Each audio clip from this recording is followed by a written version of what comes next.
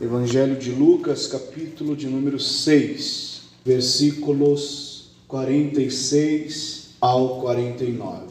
E por que me chamais Senhor, e não fazem o que eu digo? Qualquer que vem a mim e ouve as minhas palavras e as observa, eu vos mostrarei a quem é semelhante. É semelhante ao homem que edificou uma casa, e cavou, e abriu bem fundo, e pôs os alicerces sobre a rocha. E vindo a enchente, bateu com ímpeto a corrente naquela casa, e não a pôde abalar, porque estava afundada sobre a rocha. Mas o que ouve e não pratica é semelhante ao homem que edificou uma casa sobre a terra, sem alicerces, na qual bateu com ímpeto a corrente, e logo caiu, e foi grande a ruína daquela casa. Muito bem. Esta é a conclusão do Sermão do Monte, sob a narrativa do evangelista Lucas, uma vez que o Sermão do Monte é apresentado por Mateus, até porque Mateus estava presente, então Mateus se utiliza de 3 capítulos para narrar só o conteúdo do sermão. Lucas ele é um pouco mais conciso, porque Lucas escrevia reunindo informações, é o que ele mesmo testemunha em Atos, quando ele escreve o segundo livro a Teófilo, que foi Atos dos Apóstolos. Então aqui Jesus está concluindo o Sermão do Monte. O Sermão do Monte, ele começa falando de felicidades. Há alguns segredos pelo Evangelho, e nós vamos ver que esses segredos são desvendados pelo Senhor Jesus, de como viver como filhos do Altíssimo, vivendo como filhos do Altíssimo. Você acha que você está vivendo como filho do Altíssimo? Talvez você possa até não saber responder ou não querer colocar uma resposta por também não entender bem o que seria o viver como filho do Altíssimo. O tema é até bonito, vivendo como filhos do Altíssimo. Agora sim, é agora que eu vou subir, é agora que eu vou prosperar, é agora que o meu inimigo vai ver. Mas o Senhor Jesus nos ensina como viver legitimamente como filhos do Altíssimo. Então vamos analisar a nossa vida e ver se nós estamos vivendo como filhos do Altíssimo. Se não estivermos, então há razão para muitas coisas que nós passamos. Quando o Senhor Jesus então introduz o Sermão da Montanha, e nós vamos se utilizar só da narrativa de Lucas, exatamente porque o tempo não permite irmos até Mateus, a gente vê que ele começa o Sermão do Monte falando de felicidades. Bem-aventurança não significa felicidade plena? Então, como alcançar felicidade plena? Aí vamos ver se tem a ver com o que estão dizendo por aí hoje, enganando os crentes nas igrejas lotadas, cheias, entupidas de gente, ouvindo determinadas coisas. Volte alguns versículos aí da sua Bíblia e vá até o versículo 20 do capítulo 6.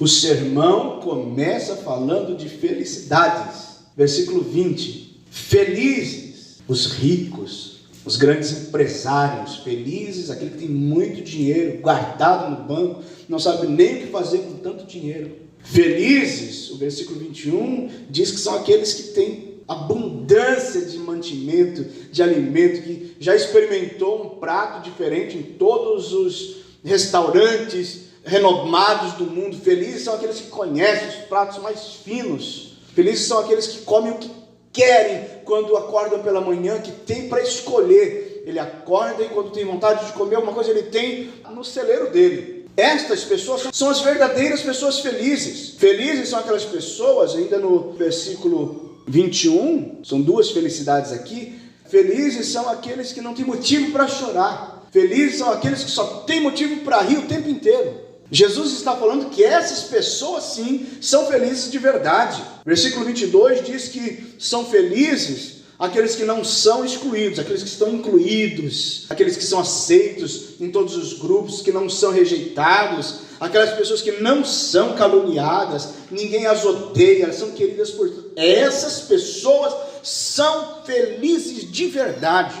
É claro que você sabe que não. É claro que às vezes a gente se permite ironizar, mas é quase isso que nós temos ouvido por aí. Que o crente, o filho do Altíssimo, você é filho de Deus, você é filho do Rei dos Reis, você é filho do Altíssimo, então você não pode passar por certas coisas e sofrer determinadas coisas, porque você é ofertante, porque você é dizimista, porque você faz voto, porque você tem o Espírito de Deus na sua vida. Aqui o Senhor Jesus está, meus irmãos, dando um nó um nó na filosofia, um nó na ciência, um nó no nosso intelecto, por menor que ele seja ou maior que ele seja. O Senhor Jesus está dizendo que felicidade está na pobreza, na fome. Olha o paradoxo, conforme o versículo 21, a parte B, quando diz: bem-aventurado vós que agora chorais, claro, porque há motivos aqui de tristeza. Então Jesus está dizendo felicidade na tristeza. Mas felicidade não é o oposto da tristeza, logo felicidade não é a ausência da tristeza. Tem como estar feliz na tristeza? Tem. Pastor, então quer dizer que agora todo mundo vai ser pobre, a gente tem que passar fome? Não, claro que não. Obviamente que não. Também não é isso que Jesus está dizendo.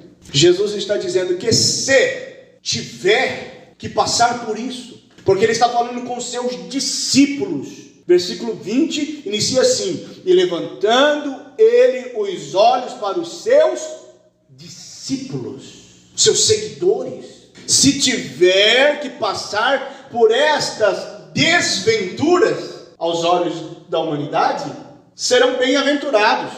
Se tiver que sofrer a pobreza, a fome, a tristeza, se tiver que ser aborrecido, caluniado, injuriado, excluído, o final, versículo 22, se é por causa do Filho do Homem, então exultem, então se alegrem, então se sintam felizes de talvez não ter a riqueza que gostariam de ter, de talvez não possuir os bens que gostariam de possuir. Se é por causa do Filho do Homem, se é uma consequência da sua fidelidade a Cristo, se é uma consequência da tua fidelidade à palavra, se você porventura sofrer alguma retaliação por causa da tua fé, não se entristeça, esteja feliz. É isso que Jesus está falando. Versículo 23 nos mostra então que a felicidade é uma certeza de que haverá uma recompensa satisfatória, compensadora. Mas antes de que a recompensa chegue, qual deve ser a nossa postura? Qual é o conselho de Jesus enquanto o galardão não chega? Versículo 27, amar os inimigos, fazer o bem aos que nos odeiam. Enquanto isso, amar os inimigos e fazer o bem aos que nos odeiam. Vivendo como filhos do Altíssimo. Pastor, mas eu achava que o Senhor ia falar sobre comer o melhor dessa terra. Eu achava que o Senhor ia falar que eu ia subir no palco e eu ia ser aplaudido pela plateia. Eu achava que o Senhor ia falar que agora é só vitória, agora é só vitória, agora é só vitória, agora é só vitória. Eu achei que o Senhor ia falar que agora é só sabor de mel. Meus irmãos, estou ensinando como viver sendo filhos do Altíssimo. Eu vou provar isso só com textos bíblicos assim, bem simples. Enquanto nós temos que encontrar satisfação em Cristo e não na riqueza, satisfação em Cristo e não numa alegria efêmera, satisfação em Cristo e não na aceitação de grupos, de ser aceito na sociedade, satisfação, meus irmãos, em Cristo, porque quando nós estamos em Cristo, coisas e pessoas não são mais importantes. Agora, se não olhamos para Cristo, tudo passa a ser relevante. Vamos então nos ofender com tudo e com todos. Vamos então viver paranoicamente tal qual o mundo vive. Logo não estaremos vivendo como filhos do Altíssimo. Então é uma desvantagem? Pastor, é uma desvantagem. Parece ser uma desvantagem. Queridos irmãos, será que de fato é uma desvantagem alguém conseguir viver feliz? Alguém receber a capacidade de viver feliz, mesmo que não tenha o que gostaria de ter? Será que é uma desvantagem alguém ter a capacidade de viver feliz, mesmo não sendo aceito em determinados lugares por determinadas pessoas? Claro que não. Nem de longe isso é uma desvantagem, isso é uma vantagem exclusiva dos filhos do Altíssimo. É exclusiva. Mas enquanto a recompensa não chega, porque nós temos esperança numa recompensa, o errado é fazer pela recompensa. Mas ter a esperança nela não é errado. Até porque Cristo prometeu que há recompensa, ninguém pediu. É Ele que está dizendo que há recompensa. Então eu tenho esperança nela. Eu vou ficar feliz de receber. Mas eu já sou feliz antes de receber a recompensa. Eu tenho que ser feliz já na atual condição. Se o que eu estou sofrendo, e se estou sofrendo por causa do Filho do Homem, então eu tenho que estar feliz, porque estou no caminho certo. Estou no caminho de uma recompensa satisfatória. E quando nós falamos satisfatória, significa que será suficiente. Ou seja, nós não vamos mais ficar desejando e desejando e desejando e não para mais esse desejar e querer e querer e querer. Será satisfatório, nós vamos descansar, nós estaremos satisfeitos em Deus. Mas enquanto isso, versículo 27, amem os vossos inimigos e façam bem aos que vos odeiam. Versículo 28, abençoe os que os amaldiçoam e orem por quem os maltrata. Versículo 29, ofereça o outro lado da face ao teu agressor. Você deve viver como filho do Altíssimo. O versículo 29 ainda diz, dê mais do que se pede a você. Versículo 30 diz, nunca negue uma ajuda. E ainda diz, quando tomarem alguma coisa de vocês, não torne a pedir. Quem que pratica essas coisas? Quem que consegue viver isto? Só os filhos do Altíssimo. Só os filhos do Altíssimo, porque filhos precisam parecer com o Pai. E o Pai faz tudo isso aqui, porque Ele me amou enquanto eu era o seu inimigo. O Pai colocou em prática o versículo 27 por mim. Ele me amou enquanto eu ainda era seu inimigo. Ele me fez o bem enquanto eu ainda o odiava. Ele me abençoou. Ele não se vingou. Ele deu mais e continua dando mais do que nós pedimos. E ainda o versículo 31 diz, e como vocês querem que os homens façam a vocês, façam também da mesma maneira. Ou seja, só faça aos outros aquilo que você gostaria que fosse feito a você. Atitudes nobres de filhos que têm um pai nobre. Meus irmãos, mas estas atitudes não podem ser feitas apenas aos que estão de fora. Nós temos que começá-las com o nosso próximo, em casa, na igreja, nos nossos primeiros contatos, nas nossas primeiras comunidades. Porque numa eventualidade, um problema com alguém que nunca viu direito, e perdoar, e amar, e orar por ele, é fácil até. Mas colocar em prática estas atitudes com aqueles que nós convivemos todos os dias. Aqui está dizendo para amar os nossos inimigos. É difícil? Claro que é. Mas às vezes não estamos conseguindo amar os nossos amigos. Às vezes está difícil de amar nossos familiares. Agora o Filho do Altíssimo consegue amar até os inimigos. Consegue fazer o bem àquele que o odeia. Mas a gente não quer fazer um favor para quem nos ama. A gente não consegue dar um auxílio, ter uma paciência, suportar, ter uma tolerância com quem só quer o nosso bem. Pelo contrário, às vezes somos até ríspidos. A pessoa está tendo uma boa intenção conosco e nós agimos com grosseria. Então, essas atitudes aqui vão muito além do que simplesmente nós achamos que elas devem ir. Porque às vezes tem pessoas que estão perdoando um inimigo que teve algum problema eventual na vida, causou um prejuízo, um transtorno, está conseguindo amar aquela pessoa, mas não está conseguindo perdoar o irmão, não está conseguindo perdoar próximo, que convive, que se relaciona. Irmãos, esse é o Evangelho, e nós estamos aqui para pregar o Evangelho, vivê-lo também. Claro. Por que nós precisamos praticar tudo isso? E o versículo 31 diz que nós só temos que fazer às outras pessoas aquilo que nós queremos que nos façam. Então nunca faça alguém que você não quer que seja feito a você. Ah, então tá bom, vou respeitar meu colega de trabalho, vou respeitar o meu vizinho. Começa em casa. Começa não fazendo para o marido que você não quer que seja feito a você. Começa não fazendo para o filho, para o pai o que você não quer que seja feito a você. Depois você vai esticando a corda dos teus contatos. Não faça nada que você não quer que seja feito a você, mas começa com os teus primeiros contatos. Nós temos que começar em casa, tudo que se diz respeito ao Evangelho, senão é hipocrisia. E um hipócrita jamais será filho do Altíssimo, porque o Altíssimo jamais terá um filho hipócrita. Adiantando o texto para o versículo 35, ele repete, amai, pois, a vossos inimigos e fazei o bem, e emprestai sem nada esperar, e será grande o vosso galardão, e sereis. É futuro ou é passado sereis? Futuro. Então se torna filho do Altíssimo antes ou depois de praticar essas coisas? Vivendo como filhos do Altíssimo. Se fizer estas coisas, sereis filhos do Altíssimo. Ah, porque eu sou filho de Deus. Olha para a cara do fulano. Vê se ele parece com o pai.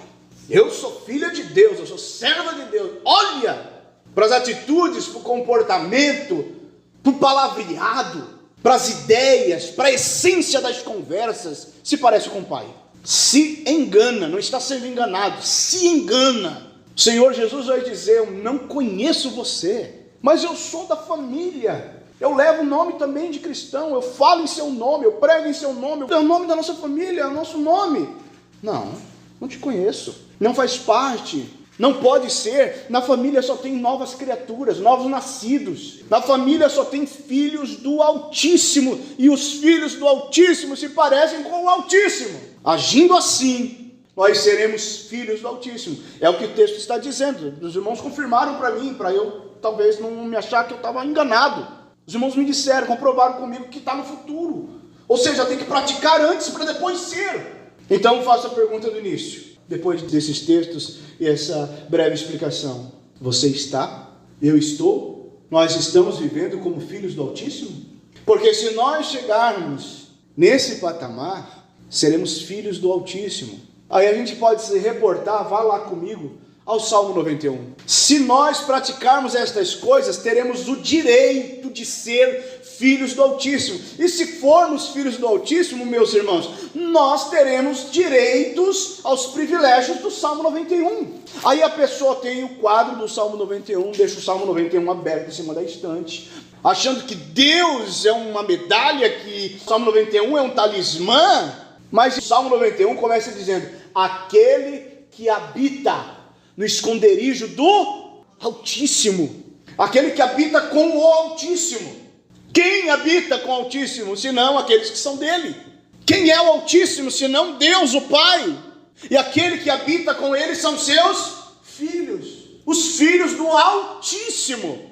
E quem são os filhos do Altíssimo? Aqueles que praticam todas aquelas ações ensinadas por Cristo. Porque quando Cristo nasceu, ele já nasceu como filho do Altíssimo.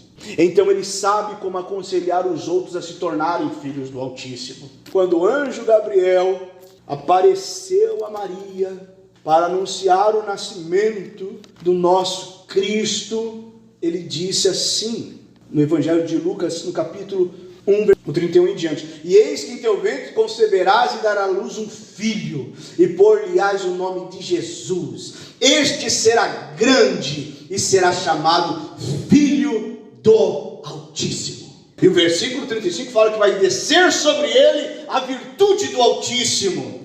Glória a Jesus. Então é o Filho do Altíssimo que está pregando o sermão do monte, dizendo: se vocês também querem ser filhos do Altíssimo, amem os que vos odeiam, orem pelos que vos maltratam, façam bem a todos, deem a face a quem lhe agredir, perdoem, tenham misericórdia.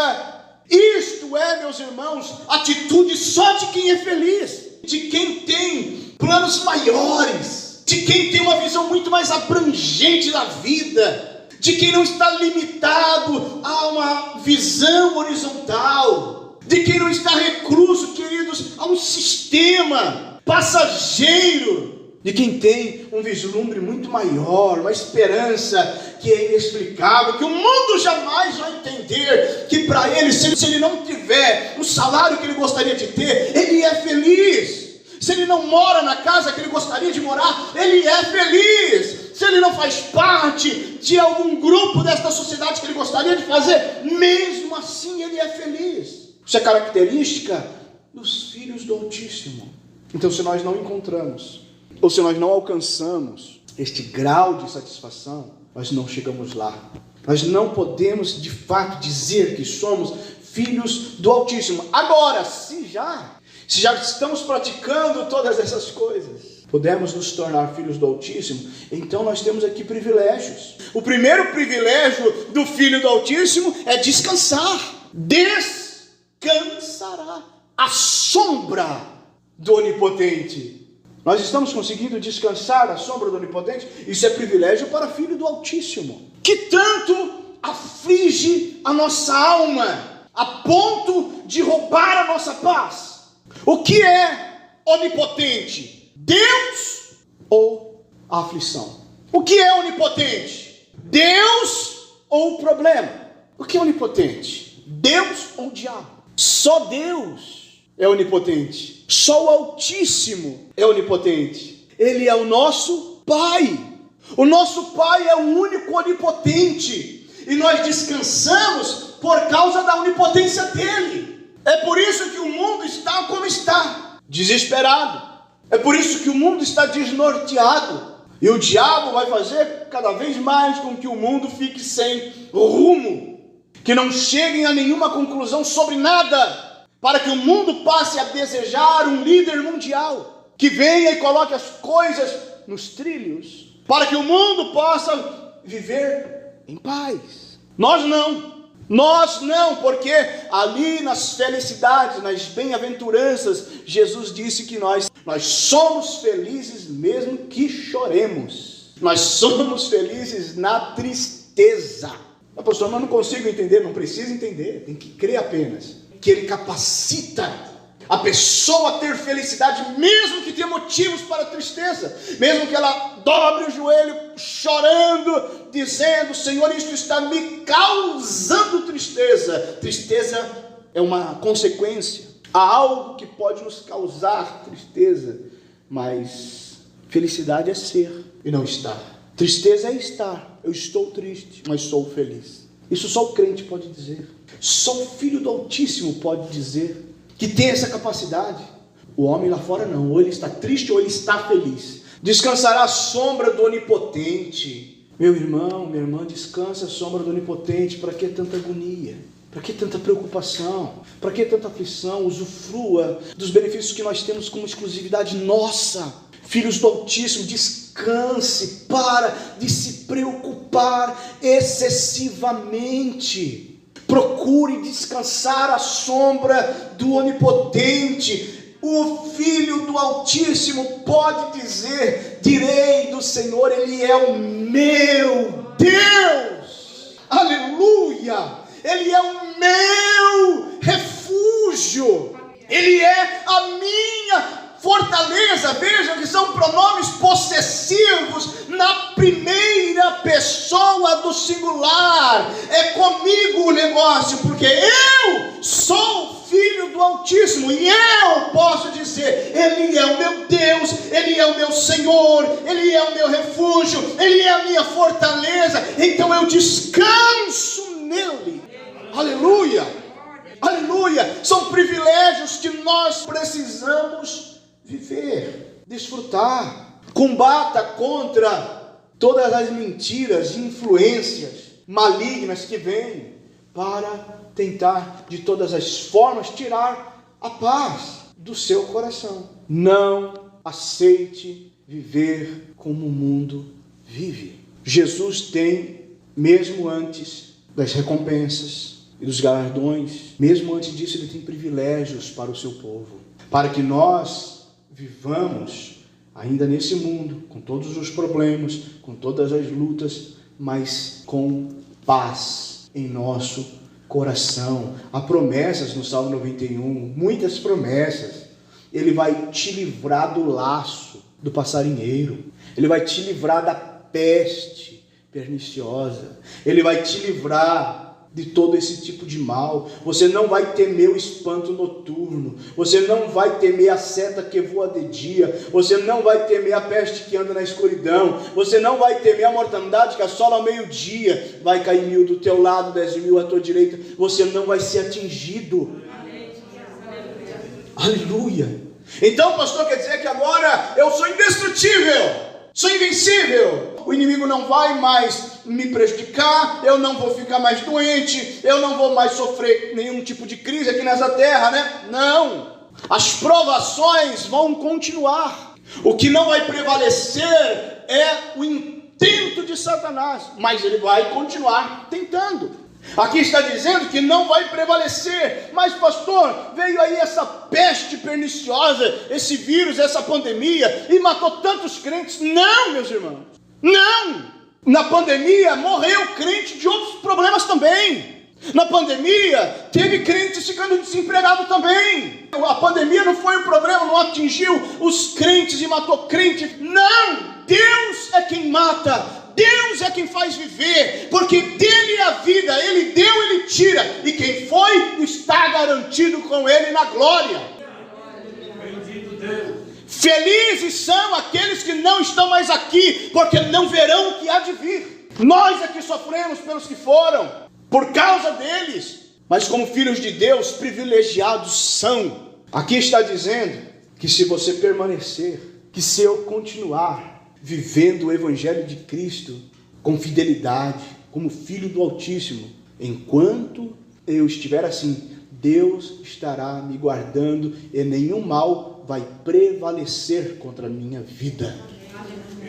Não quer dizer que o mal não vai me atacar, não quer dizer que ele não vai tentar, não quer dizer que ele não vai perturbar a minha vida, não vai tentar de alguma forma me fazer sair do Senhor. Isso não quer dizer que se eu continuar sendo filho do Altíssimo, eu viverei os privilégios do Filho do Altíssimo.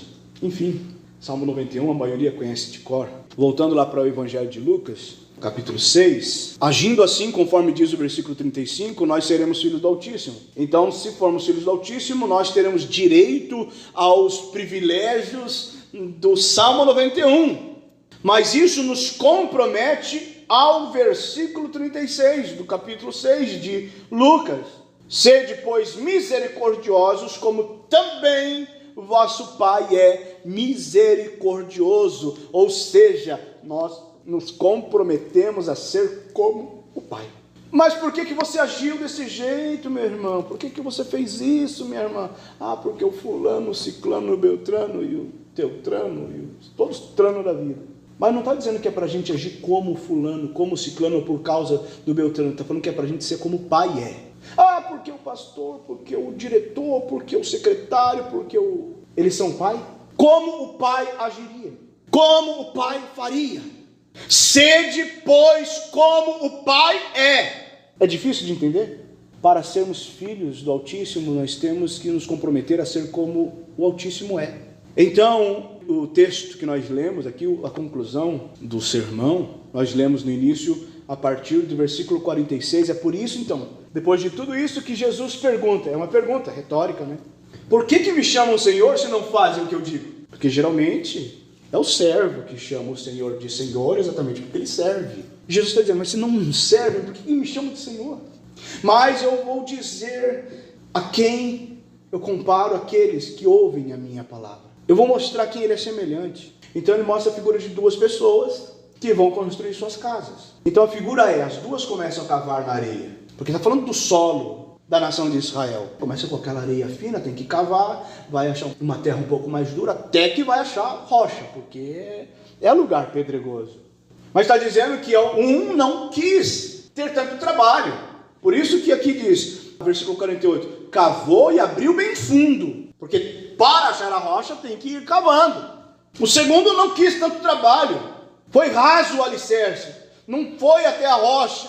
Então quando veio a enchente, a casa daquele que foi feita na rocha, que não foi negligente, que não se poupou, que não quis coisa leve, que não quis aquele tipo de ensino que não muda nada absolutamente. Aquele tipo de palavra que ao invés de trazer a pessoa para uma nova vida, faz ela continuar na velha vida e ainda coloca ela num patamar. E ainda diz, fica em cima e ninguém pode falar de você. Promove o pecado.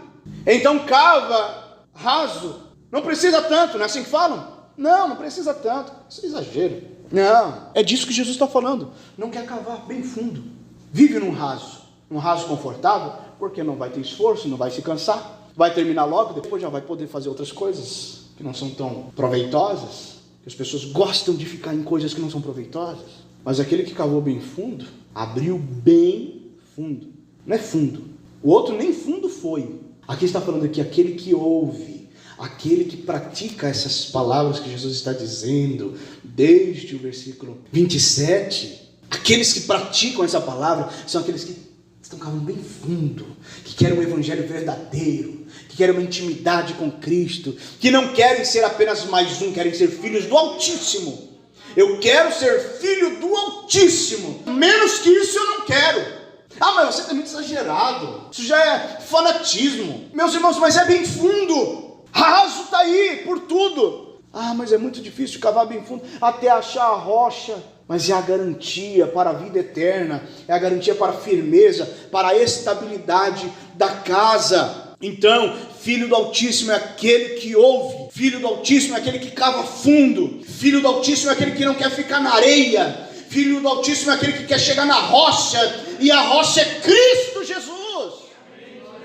Estou na igreja, mas eu quero Cristo. Eu estou na igreja, eu faço isso, faço aquilo outro, tenho cargo, mas eu quero Cristo. Quero chegar em Cristo. Enquanto eu não sentir isso, eu vou cavando, eu vou buscando. Então aquele que ouve, aquele que atende, passa a ter uma vida estável.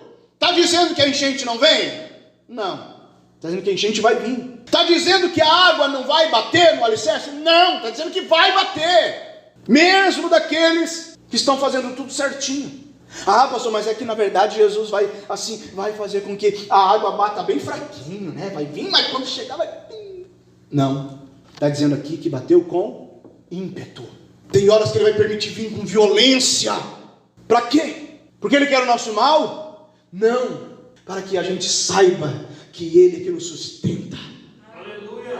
Porque diz, bateu com ímpeto. A corrente bateu com ímpeto naquela casa e não a pôde abalar.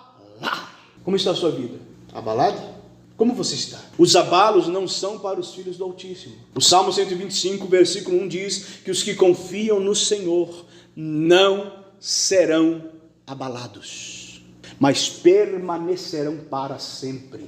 Glória a Deus. Mas nós somos provados constantemente. Vamos concluir, meus irmãos, em 2 Coríntios, por gentileza, abra sua Bíblia. 2 Coríntios, capítulo de número 4, versículo 7. Quem pode ler? Temos, porém, este tesouro em vasos de barro, para que a excelência do poder seja de Deus e não de nós. Quem pode ler o 8? Todos somos atribulados, mas não angustiados, perplexos, mas não desanimados. Quem pode ler o 9? Perseguidos, mas não desamparados, abatidos, mas não destruídos. Quem pode ler o 11? E assim nós, que vivemos, estamos sempre entregues à morte, por amor de Jesus, para que a vida de Jesus se manifeste também em nossa carne mortal. Esse é o Evangelho. Os filhos do Altíssimo entendem o que diz no versículo 7. Nós somos vasos frágeis como barro, mas somos filhos do Altíssimo.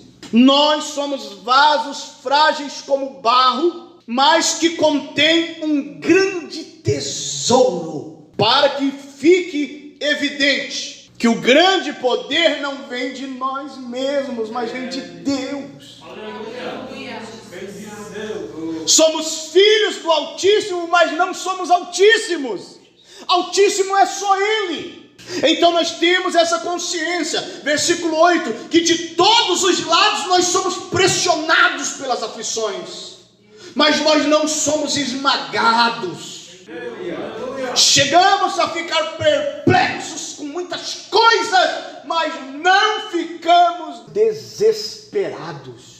Porque desesperados é coisa para quem não tem mais esperança. Ficamos perplexos. Sim, como não? Ainda somos humanos. Mas não ficamos desesperados. Por que não ficamos desesperados? Porque aquele que habita no esconderijo do Altíssimo descansa à sombra. Descansa, porque o Altíssimo é onipotente. Não é o problema onipotente, não é o inimigo onipotente, não é a aflição onipotente, não é a angústia onipotente. Onipotente é o nosso Pai. Aleluia. Versículo 9: nós somos perseguidos, mas não somos abandonados. Nós até ficamos abatidos, mas não somos destruídos, porque é Cristo quem nos garante. O versículo 11 diz: mesmo que desfrutemos as bênçãos do Salmo 91, vivemos em constante perigo de morte, porque o nosso inimigo é mortal. mas vivemos em perigo de morte porque nós servimos a Jesus. E vimos o Senhor Jesus falar no Sermão do Monte, que se passamos por algumas situações que nós não gostaríamos de passar, mas por causa dele, então sois felizes. Se sofre por causa dele, sois felizes. E aqui está dizendo que nós vivemos perigo de morte constante, porque servimos a Jesus. Por quê? Para que a vida de Jesus... E Jesus foi chamado do quê pelo anjo Gabriel? Filho do... Para que a vida do Filho do Altíssimo se manifeste em nosso espírito. Nossa carne. A vida do Filho do Altíssimo em nossa carne. Não é no espírito. Para que a vida de Jesus se manifeste também em nossa carne eterna. Imortal. Mortal? Mas então se está falando de carne imortal, não está falando de lá, está falando daqui? É isso? Carne mortal está falando da vida aqui ainda? Enquanto nós estamos vivendo nesse mundo de tribulação, está dizendo que a vida do Filho do Altíssimo vai se manifestar em nossa vida enquanto nós estamos vivendo aqui nessa terra. Aleluia! Glória a Jesus! Por isso que nós temos motivos para ser felizes. Porque Jesus está dizendo, eu vou me manifestar em vocês enquanto vocês estão vivendo aqui, enquanto vocês estiverem vivendo nessa carne mortal, vivendo a vida terrena. Queridos irmãos, isto é uma bênção sem precedente. Jesus nos possibilita sermos filhos do Altíssimo, manifestando a vida dele em nós. Aleluia, isso é um privilégio que só a igreja tem. Então ele nos dá a garantia, o direito de nós usufruirmos as bênçãos do Salmo 91. Mas isso só se dá, então ele ensina lá no Sermão do Monte, que só acontece isso na vida de quem ouve a sua palavra. Nós temos que ser corrigidos para sermos como o nosso mestre. É o que ele diz lá no versículo 40, ainda do capítulo 6 de Lucas, dentro do Sermão do Monte. O discípulo não vai ser maior que o seu Senhor, mas se ele for perfeito, ele já está sendo como seu mestre, isso basta. E essa perfeição, claro que ele está falando de uma correção ética, de uma correção moral, de uma maturidade espiritual. Não está falando de que a pessoa vai deixar de errar. Mas quando a pessoa entende isso e consegue amar o que odeia, abençoar o que amaldiçoa, orar pelo inimigo, perdoar o que ofende, quando a pessoa consegue chegar nesse patamar, então pronto, ele já é como mestre. Então o Filho do Altíssimo consegue ser como seu mestre, o Filho do Altíssimo, desde o seu nascimento, que é Cristo, porque Cristo manifesta a vida dele em nós, enquanto nós ainda estamos aqui. Esta capacidade ele nos dá para vivermos enquanto estamos aqui. Então vamos escolher, porque no final de tudo é sempre assim, né? É sempre uma escolha. Aqueles dois homens que cavaram a sua terra, um escolheu fazer de um jeito, edificar a sua casa e cavar a terra. Um escolheu de um jeito, o outro escolheu do outro. Um escolheu ficar no raso, outro escolheu cavar bem fundo. Então vamos, queridos irmãos, escolher viver como filhos do Altíssimo enquanto ainda estamos aqui neste mundo, porque é exatamente aqui que nós precisamos disso. Depois lá vai ser calmo, lá vai ser tranquilo, lá não vamos precisar nos esforçar nada. É aqui que nós precisamos viver com os privilégios de filhos do Altíssimo, vivendo como filhos do Altíssimo.